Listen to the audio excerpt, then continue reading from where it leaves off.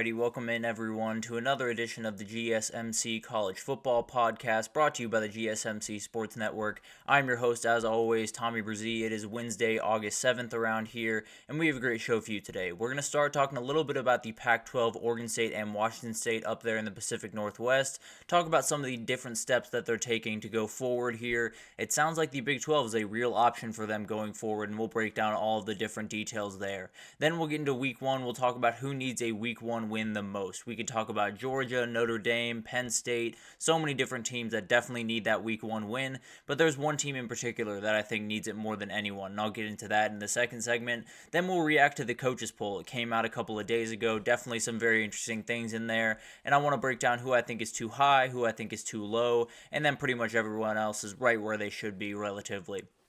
Then we'll get into who needs to make the most out of fall camp. We've kind of been doing this over the last couple of days. We'll continue on today with 6 more teams for you guys. Then we'll get into conference questions, and we'll go to the Big Ten today. We did the SEC yesterday, so we'll get into the Big Ten today with a ton of different questions going into this 2024 season.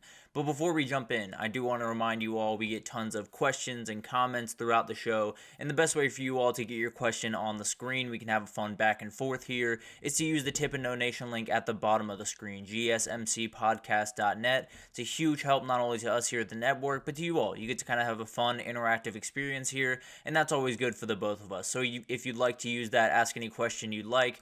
That, again, is gsmcpodcast.net.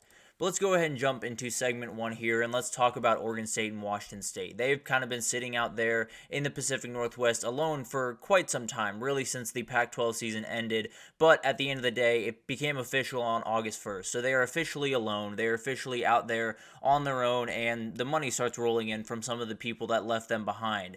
There are a ton of different questions about what the future is going to look like for the Pac-12 and where they could kind of set up shop for the future. The Mountain West was a real option, but it sounds like they're not too keen on joining with these two entities at this point. It sounds like one conference is, though, and that is the Big 12. I want to talk about them real quick because Washington State and Oregon State really just need a lifeline. There's no two ways about that. Frankly, I think they almost have waited too long at this point, but especially over the next little bit, they're going to have to get something in writing. They're going to have to get into some conference going forward and be at least comfortable, be in a place where you know what your future looks like to 2030, because there's a lot of teams that can't say the same thing. So Washington State and Oregon State are kind of in an interesting spot, and Teresa Gould, the Pac-12 commissioner, is in a really interesting spot because you have a lot of options at your disposal, right? You can jump on a number of different ships, and you can, join a group of 5 conference. You can try to get into the ACC. You can wait for everything to start crumbling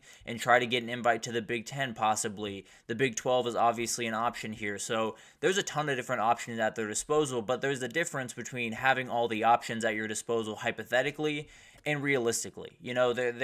Hypothetically, they have all of those options in the future. Hypothetically, all of that stuff could fall into place, but a lot of stuff needs to go right for that stuff to fall into place. And I think that's the biggest thing that I've kind of unpacked here is when you look at these two programs, the Big 12 would be a great landing spot. There's no two ways about that. I think they would likely be in the Big 12 if there wasn't such a number of teams that you could choose from the Big 12's perspective a year ago, and they probably just didn't have the money to bring in 6 teams. 4 was probably the right number, but this would be a great place for them to end up. You have some of those Pac-12 teams that you've been playing for a number of years already in that conference. You have, a really not as remotely as aggressive of a travel schedule as some of the other people do, unless you have to go down to UCF, then we have a totally different conversation. And frankly, it sounds like that is part of the group that is not too much in favor of this. It sounds like they took a straw poll at some point throughout the last week, 2 weeks, and 5 teams, West Virginia, Cincinnati, Oklahoma State, Kansas, and UCF, were not in favor of this happening. And I think when you're talking about West Virginia, Cincinnati, and UCF, I think the travel has to play a huge role in that, right? You never want to be the team traveling 3,000 miles, 2,000 miles to go play a football game on a Saturday. So that's obviously going to be a factor in Oklahoma State and Kansas, I'm not exactly sure what's going on there, but overall, there is going to be some pushback on this. But it sounds like more and more that ESPN is in favor of this. And frankly, if that's the case, this thing is over. It's almost definitely going to happen. If ESPN is pushing for the Big 12 to do this, then they're going to do it. I can promise you that, because that's where a lot of the money comes from. So there's no doubt in my mind that if ESPN is really behind this, then it's almost definitely going to happen. Now, there's questions of how much they are really behind it and how much the Big 12 is really into this, because a lot of this stuff is just conjecture. It's a lot of rumors going around, a lot of different things kind of bouncing around, and we really don't know what is real, because we haven't heard anything from Brett Yormark, or we haven't heard anything from Teresa Gould on this matter. So obviously a lot of this stuff happens behind closed doors when we don't know what's happening, but it's still one of those things that we can look at as an option. Nothing is set in stone by any means as of right now. So there are a number of different things out there. There are so many different options out there, whether it's them joining the conference immediately and possibly not taking the media deal for the time being, whether it's, joining as a football program and maybe Oregon State as a baseball program, but not joining as any other part of their athletic department, and then they go out and get UConn and Gonzaga to join the Big 12 as basketball teams. So there's a number of different options on the table for what could happen as the Oregon State and Washington State, as they kind of move into this next chapter of what's going on. But I do think the big thing here is when they join the, let's say, hypothetically, when they join the Big 12, let's just use that as the moniker right now. When they join the Big 12, the money from the Pac-12, the other teams in the Pac-12 stops. So I believe it's somewhere over $200 million that is set to come in throughout the next, number of years from the 10 teams that left them behind. That stops because they are no longer the Pac-12. That is a huge reason why they've been trying to keep the Pac-12 moniker as they've gotten into discussions with the Mountain West, because that's the way they keep the money rolling in. And that is a huge, huge thing for these two programs. So you're in kind of an interesting spot. You ask the question of, do you want stability? Do you want to know where you are, know what conference you're going into, and know that that conference is going to be there in 5 years? Or do you want that big time money coming in every single year, be able to kind of field offers and see what happens?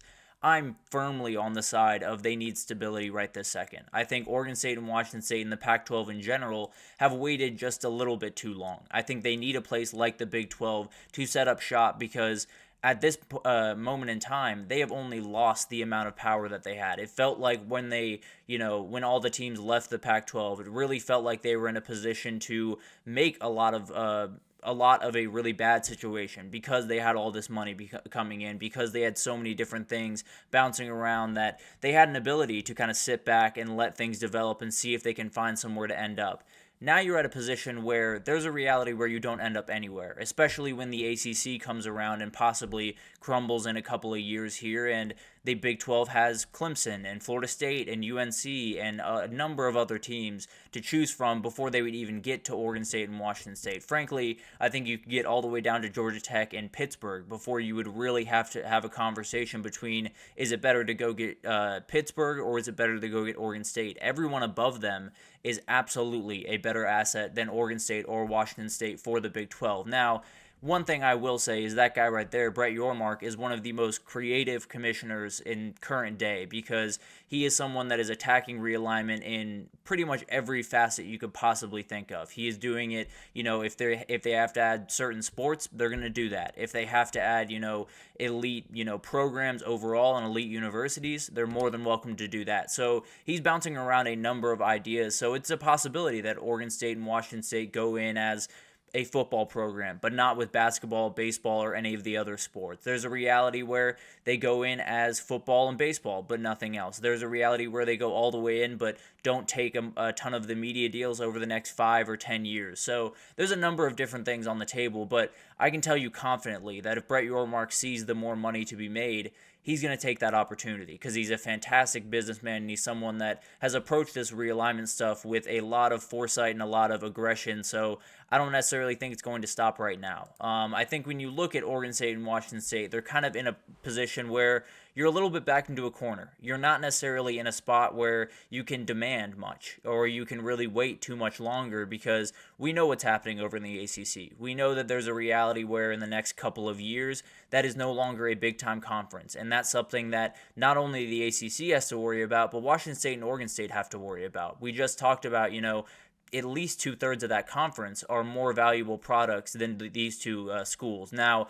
I do think these two schools could add a lot to the Big 12, but you have to figure out when you're going to do it. And frankly, I think if the Big 12 is offering right now, if that is totally true, and frankly, there are a lot of conflicting reports. Some say the Big 12 has no interest. Some say there is an offer coming on the table in the next week. So there's a number of different things going around. We'll obviously know more as it kind of unfolds, but what I will say is they can't wait. If there is an offer on the table, if ESPN is in on this, if everyone is pushing in the same direction, particularly ESPN, but let's just say there is enough people in that conference, presidents, ADs, all of those people that are pushing in the same direction to add these two right this second, they have to jump at that opportunity because there's a chance that it's not there in a year or it's not there in 2 years. And then you're sitting there, yes, you're collecting money from these 10 programs that left you behind, but you're not getting anything on top of that. And you're not really expanding your brand, expanding who you are, and really setting yourself up for success in the future. So